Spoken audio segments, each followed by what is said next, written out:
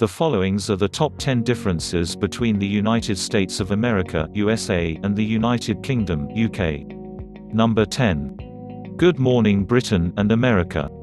Americans will debate the relative importance of lattes and cappuccinos, Britons argue on whether to add the coffee first or last, and whether to make the tea in a cup or a mug. If the milk is added in the wrong order, some British people get upset.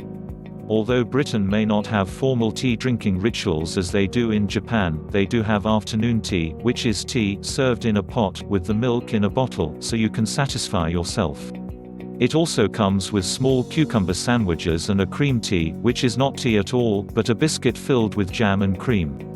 Number 9. Working hours. Though workplaces on both sides of the Atlantic are often very similar, work practices can be very different.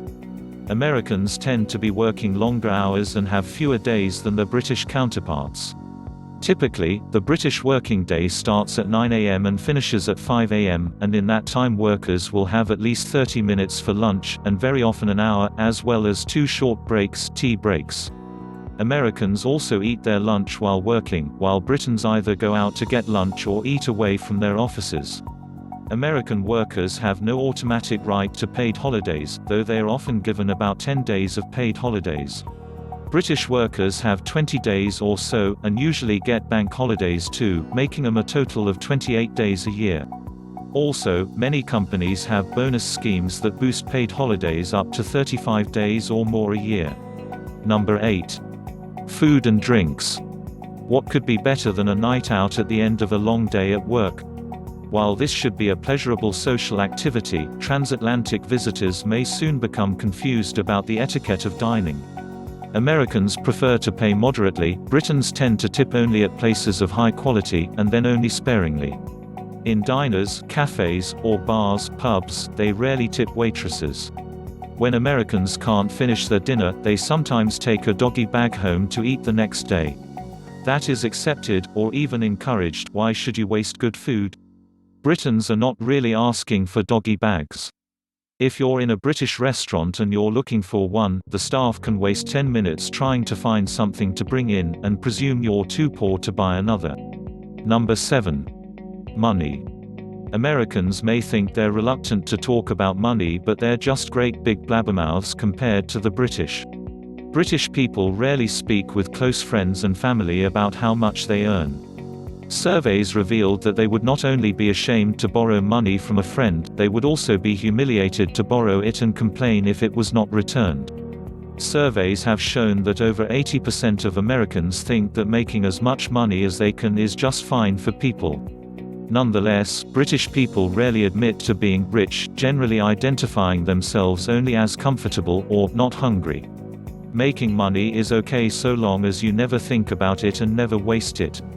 If you do spend it, it's not supposed to be ostentatious. Those who do are called the new rich. Number 6. The road. Everyone knows that drivers in Britain or America drive on the wrong side of the road, but that's not the only difference. British cars tend to be much smaller, perhaps because gas oil is so much more expensive. More than 75% of British cars are stick-shifted manual cars, compared to 2% in the United States. When you go out for your expensive gas, you'll first fill your tank and then pay for your gas, because they're very confident British highways are never linear, and cities and towns are not designed in a grid. We meander around bends then, so you can't see what's coming. Number 5. Making polite conversation. While it is fair to say that neither America nor Britain has the advantage of politeness, they do have slightly different ways of showing it.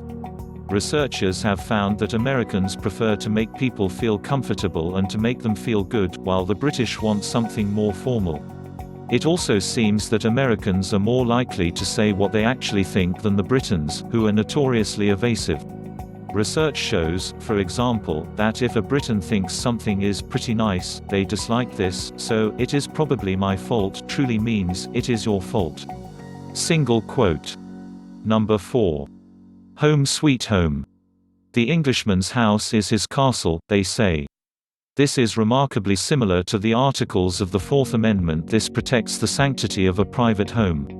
What kind of home it is, however, is quite different. The overwhelming majority of British families reside in brick-built houses, while American homes appear to be made from wood frames. This may be due to the high degree of wet weather.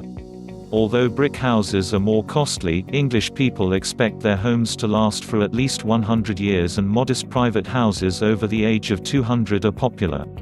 Number 3. Medical care. One of the major differences in living in the US and Britain is the disparity in access to medical care. While British people have direct access to doctors and hospitals and receive free or heavily subsidized medications, they sometimes have to queue for treatment, whereas America has system-based insurance premiums that provide easy access to healthcare as long as you have paid into the system.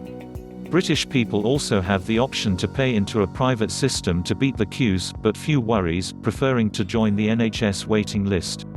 Number 2. Schools out. America has an education system in which students are regularly tested and know the goals they need to meet to be able to make progress. The UC system is complicated, yes, rather more. They split their schools into public, private, grammar, and state schools. Private schools are fee-paying schools, which usually board schools, but may also accept students in the daylight hours. Public schools are also private schools, contrary to what you may think, but they are the most elite schools and are almost always for boarder only. Grammar schools and state schools, also called comprehensive schools, are state-run free schools, but skill-based grammar schools pick their students, while public schools do not. In England, education tends to start early, with children attending part-time school at the age of 3 or 4 and full-time at the age of 5, with shorter summer holidays 6 weeks as compared to around 10 to 12 weeks in America. Nearly all British schools insist students wear uniforms with a tie, whereas students wear anything they like.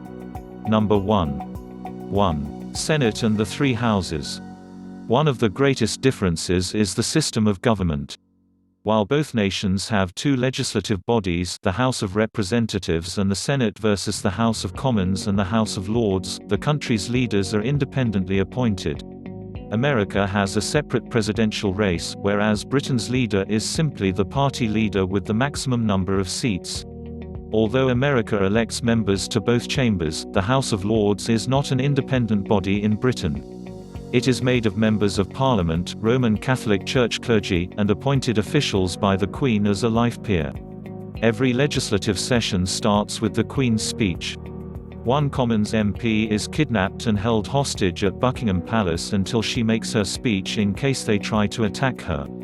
She delivers the House of Lords speech because it is not permitted in the Commons, and sends someone in fancy dress, called Black Rod, to summon her to the MPs. Thank you for watching the video. Please like and subscribe to be notified for our new top 10 videos.